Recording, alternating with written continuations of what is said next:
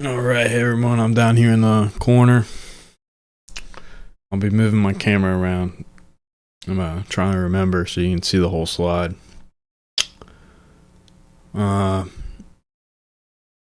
want to give you the rundown on my report on streetlights and index crime in Philadelphia, Pennsylvania.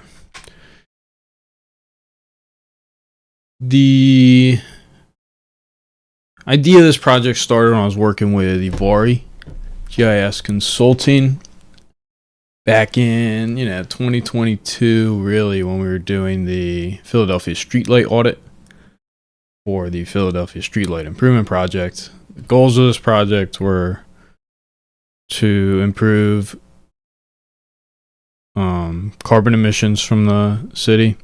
So the lights, all the street lights in Philadelphia are trying to get replaced to LEDs, and then there will be like a remote control capabilities, right? So brightness and even color, I believe, can get changed. They also are promoting that street visibility would be improved, of course, right? And that would be for the sake of transportation safety, right? So vehicles can see pedestrians more easily, or even other vehicles. But when I was doing this project, I was walking around Philadelphia. Here's a map of every street light. I actually got the audit, right? Walking around with that tablet you saw me with. And when I was out there during the day, right, it was kind of like a 9 to 5 schedule. Well, I was out during the day, right, during daylight. I was going home like 4:30, right? But I would meet people, and whenever I'd tell them about the new lights that would be getting put in, they would always imply to me that, oh, these new lights are gonna be great. They're gonna make the area safer. Which I actually thought was interesting, and that's really the reasoning behind this project. This assumption that these new street lights, brighter street lights, would decrease crime in the area. Now, it's worth mentioning I was out during the day, and residents I met would say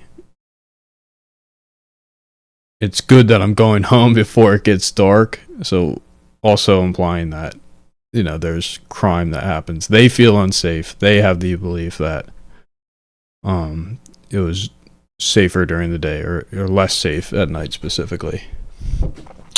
But that assumption right there from the public, right, was that there's this inverse relationship, as if we increased lighting, there would be less crime. And that's what I want to answer here with my report. So the data we used for crime was only index crime, which is a FBI coined term for the sake of data collection, actually. So different charges in different states, right, had a more unified form factor when recorded. You see all the types of crime that categories that get recorded here. Whenever I have rates, whenever I'm showing you guys rates, I'm always using per 1,000 population. And I'm often going to be showing you day crime and then night crime separately. That's for the sake of day crime is our control almost. So anytime you're looking at crime during the day, remember that there shouldn't be a relationship between streetlights, right, and day crime, right? Streetlights shouldn't be affecting anything during the day. So that's our control, and really we're trying to see what crime looks like compared to that to at night. Streetlights, the rate form factor I'm using there is density per square mile. These are all like conglomerated in census tracts. So here we go first. I'm not really blocking anything important here. Just to show you the data we're working with, all I want to point out is the crime rate is actually higher as a higher end at that 45 here. Yeah, you can see my mouse. 45 during the day and only 34 top rate during the night. But the spatial placement of all these crimes seem to be the same for day and night. Again, yeah, day crime is that control. Always keep that in mind. And when you first look at the crime data, there's more crime events during the day. I think that's because people go to sleep at night. There's just generally more activity during the day. The crime records I'm using are from 2015 and 2021, so 6 years. And here's a streetlight data. The spatial distribution is what you would expect it to be. Lots of lights in Center City, and it thins out as you move towards areas like here's Fairmount Park. These are stadium districts and stuff. And as you get away from, you know, the Center City, and as you go away, it's going to get less dense in streetlights. Note that we're only recording the streetlight audit we did here only recorded publicly owned streetlights. So grocery store or parking lots like a Walmart parking lot over here on Columbus Avenue Southeast, those streetlights aren't included. So privately owned streetlights were not included. Only public streetlights. This is the letter D right here. You can see that. But these are the things I went through. These are the things I went through to inspect this relationship. Just a basic data correlation here. Where can I go? This is alright. All crime on the left, day crime middle, night crime on the right. What I want to point out here is that the relationship is consistently positive, right? More streetlight density means a higher crime rate. That's the correlation we're seeing. And then it is actually a little bit stronger, a little bit more with the night crime specifically compared to the day crime. The difference wasn't too much, but yeah, like I said, it's a positive relationship, which here I have these conclusion bubbles. Pay attention to that. What we're taking away from all these tests. They describe what we're taking away from all these tests.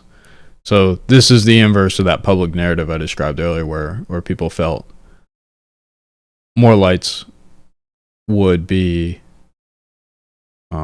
reducing the amount of crime, or we're actually seeing nighttime crime is at a higher rate in areas with higher streetlights, higher streetlight density. Built some regression models, just another way to explore this. Really the point of that was to account for spatial autocorrelation. So I built a spatial autoregressive lag model specifically, along with basic linear models. And you can see, first thing I want you to pay attention to the AIC score. So the lower AIC score actually means that it is more accurate. The test is more accurate compared to its linear model. So in all cases here, the spatial autoregressive lag models were stronger than the basic linear model. So accounting for the spatial autocorrelation of index crime rates. The row score, that's the next thing I want you to look at, which is for this specific model, that's what you can interpret as the slope. Day crime, 0.63, right? Night crime, 0.71. So it's actually a little bit stronger, again, like our correlation plot. The relationship between night crime and streetlight density is a little stronger, a little bit more positive, right, than the daytime. So again, inverse of that public narrative we were talking about. Here's a little analysis I came up with. We built 4 concentric 10-foot buffer rings around every streetlight. This is a little sample area on the map, right? Every circle is 10-foot radius. So 0 to 10 feet, 10 to 20, 20 to 30, 30 to 40. I should mention it's standard practice for a standard design practice, right? For a streetlight to illuminate an area equal to the radius, and then residential streets throughout Philadelphia, lights are basically mounted at 25 feet. So the radius would then be, the radius of illumination would then be 25 feet about, right?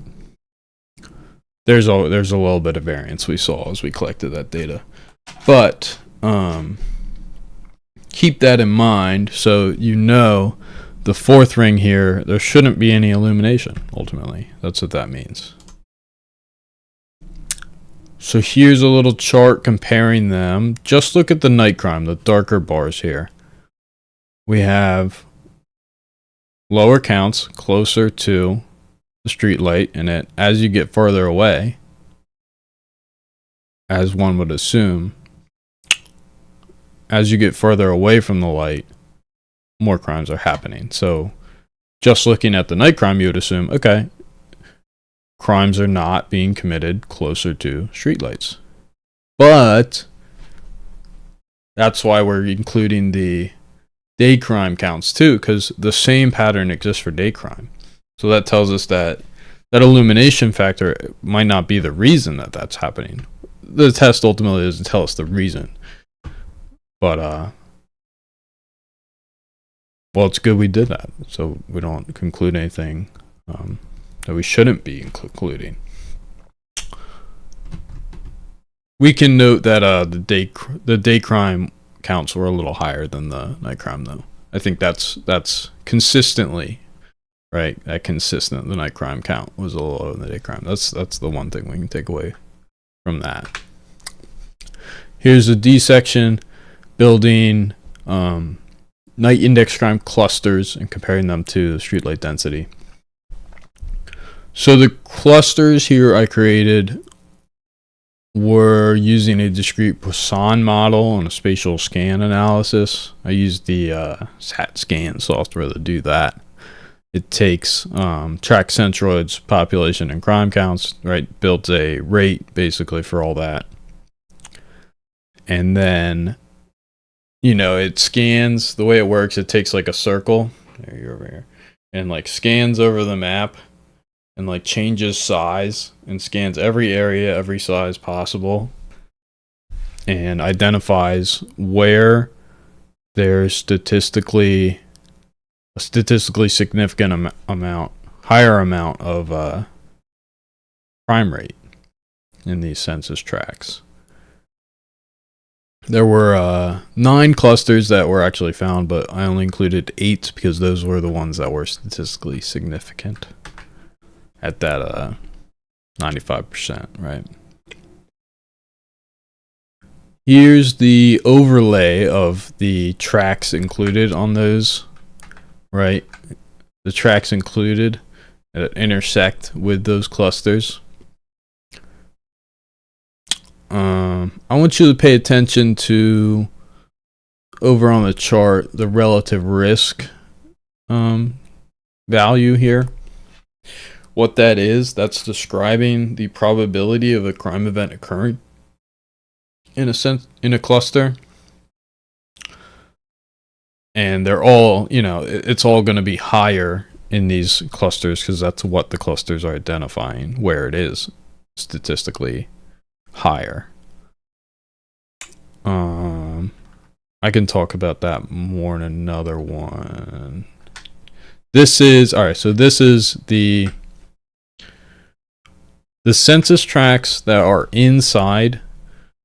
I average the streetlight density of census tracts inside the clusters and outside.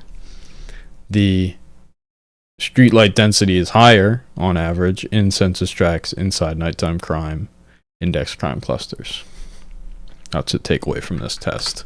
I included this Poisson regression model to give you more of a reference for people who don't know spatial statistics.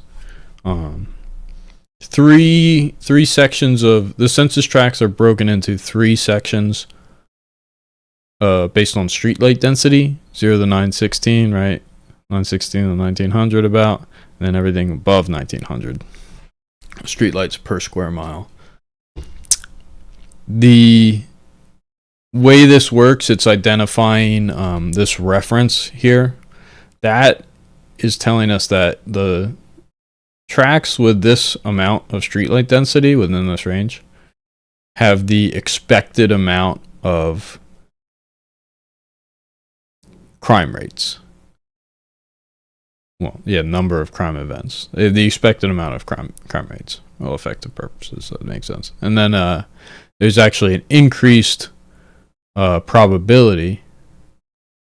It's saying there's more than expected, more nighttime crime events than expected in these other 2 sections, these tertiles of census tracts. So there's a higher probability of a nighttime crime event occurring in census tracts with higher streetlight density. So if I had to distill everything in the one takeaway, all those tests, which you shouldn't really do in statistics, right? Everything should be taken as is. But for the presentation's sake, I would say in Philadelphia, PA, census tracts were a higher streetlight density. Census tracts with a higher streetlight density see higher crime rates at night. There is a positive correlation. This is actually the inverse of that. Public opinion, right? The way I'm describing that, the way people I met were assuming the relationship would exist as. So this actually aligns with the ideas that an organization called Light Justice has. This quote right here sums up what their ideas are, right? Under-resourced communities frequently endure inappropriate and even oppressive lighting, which in turn is detrimental to their well-being. So the idea that we saw, right? Areas with more crime, specifically even at night, actually had a higher streetlight density. So it's implying these places are, being observed more.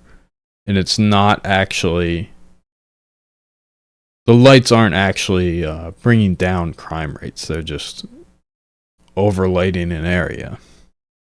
Potentially overlighting an area, right? And then I always like to talk about Jane Jacobs. She wrote, I have it right here,